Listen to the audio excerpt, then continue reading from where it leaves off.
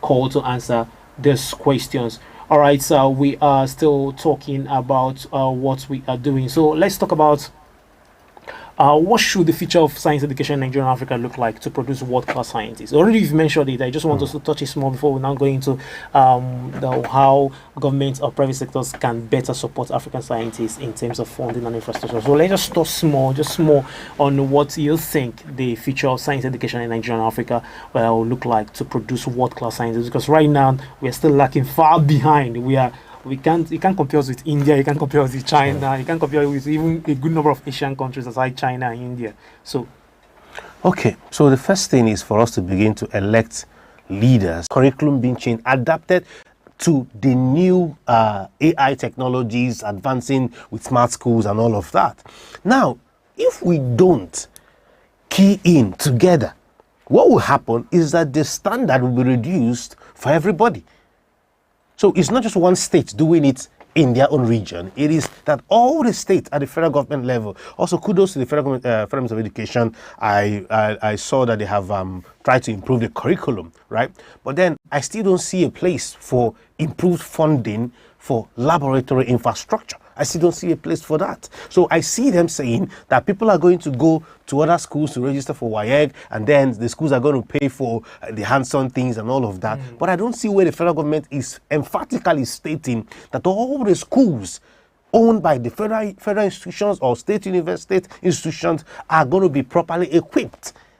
Now, UNESCO says that you can increase funding to about 30 to 26% of your entire budget. That should save you the stress of having to look at the problems that lack of education can cause. Terrorism, banditry is lack of education on steroids, because a child who is not properly equipped or educated will look for other means to survive, and that any other option he sees to get food on the table, he's going to take. But by education, by hands-on education, you see that the future of that child changes, and this is with data.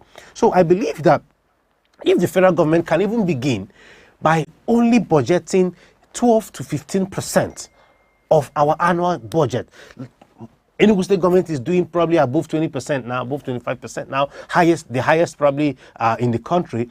We can take that toll so that every child can get into school and touch equipment. I used to stay over in the lab because I loved staying in the lab, because I love to take care of equipment. I love to look at DNA. I love to look at it under the microscope. Now you can imagine what has happened to the life of our students just looking at a dried mushroom under the microscope.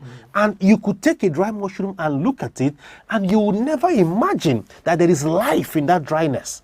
But then put it under the microscope and you will see all kinds of life going on there. I think this has been published on, one of DNALC's social media pages and all of that. But you could see how much it meant to the students to see what it looked like when Robert Cook talked about tiny cells, tiny life, just by getting solid microscope for them to look at. Now, such a student can be a great microbiologist. Such a student can go in to be a good medical research doctor. Such a student can be a good research scientist, solving some of the innate problems that are bedeviling us. We have the students, we have the intellectual power, we just don't have the government backing. So I think in the future, if the government turns around, turns a new leaf and begins to do the right thing, I don't think any nation of the world can compete with Nigeria. Nigerians are some of the smartest human beings on the surface of this earth.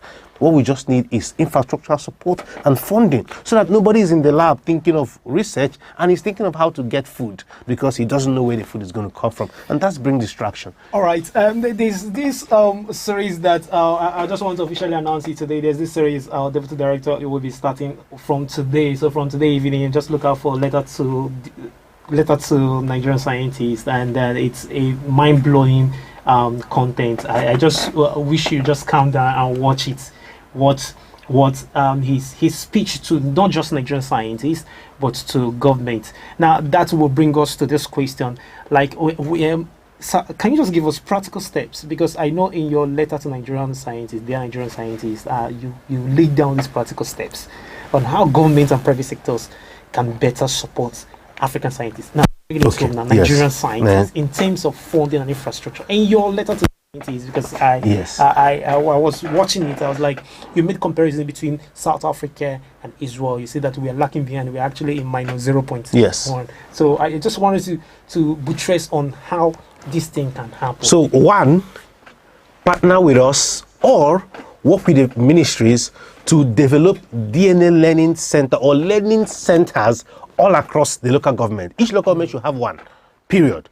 Secondly, now train the trainer, you train the facilitators, the teachers, and then ensure they are paid properly so that nobody takes the equipment and runs away to sell.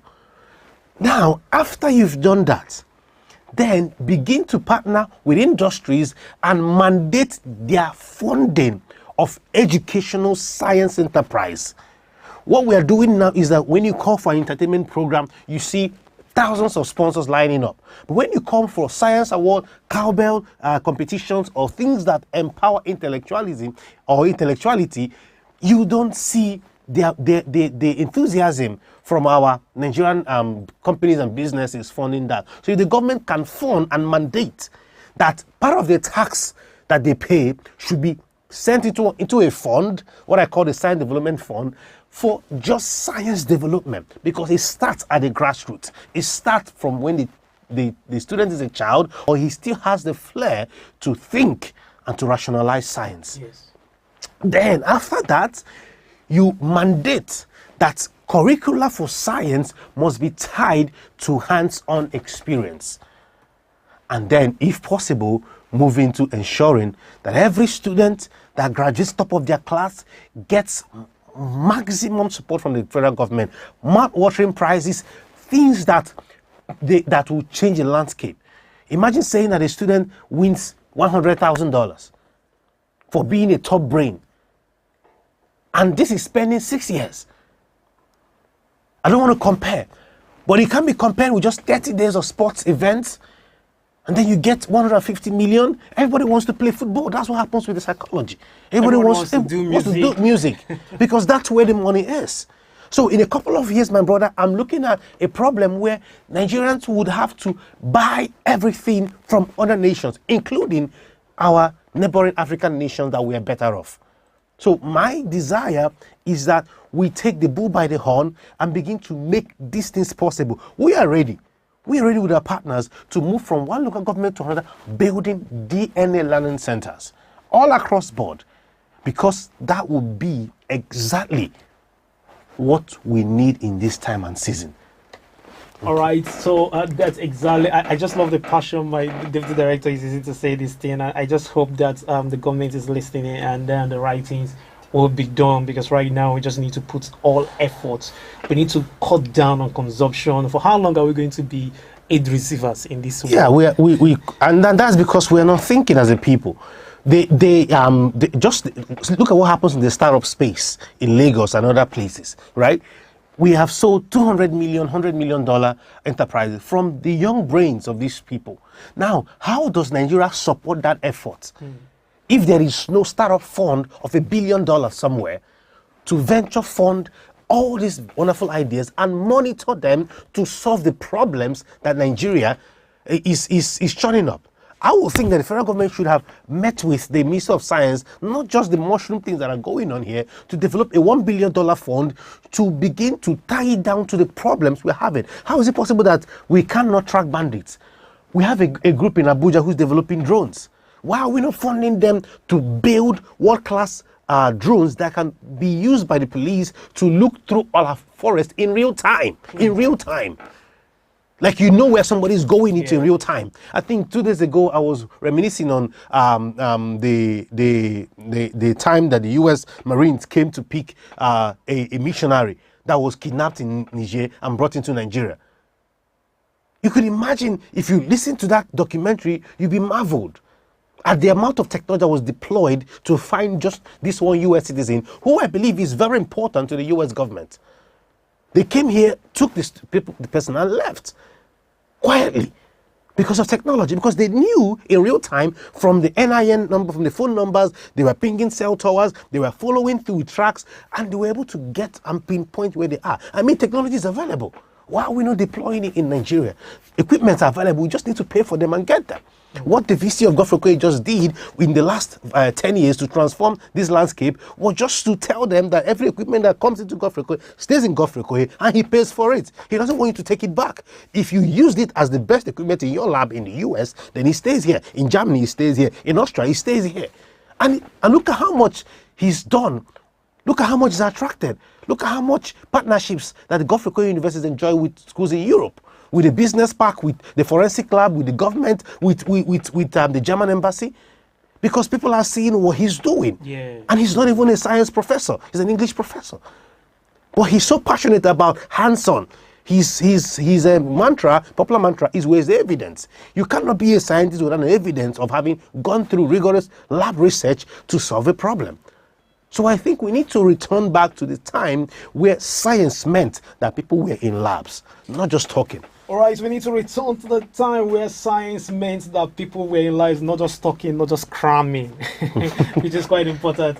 All right, you're still on to the Science Brainwave right here on 106.9 FM Go Uni Radio. And if you're just joining us live on Facebook and on YouTube, this is the Science Brainwave. And I have in the studio our Deputy Director, Mr. Michael Okoro, and we're just talking about science development in Nigeria and what can be done.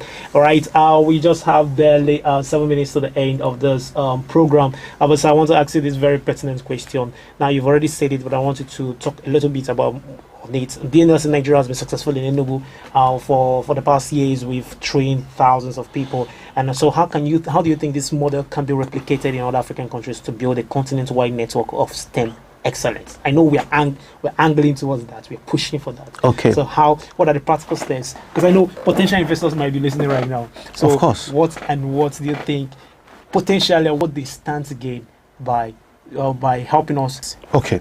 So one, if you're doing business in Nigeria,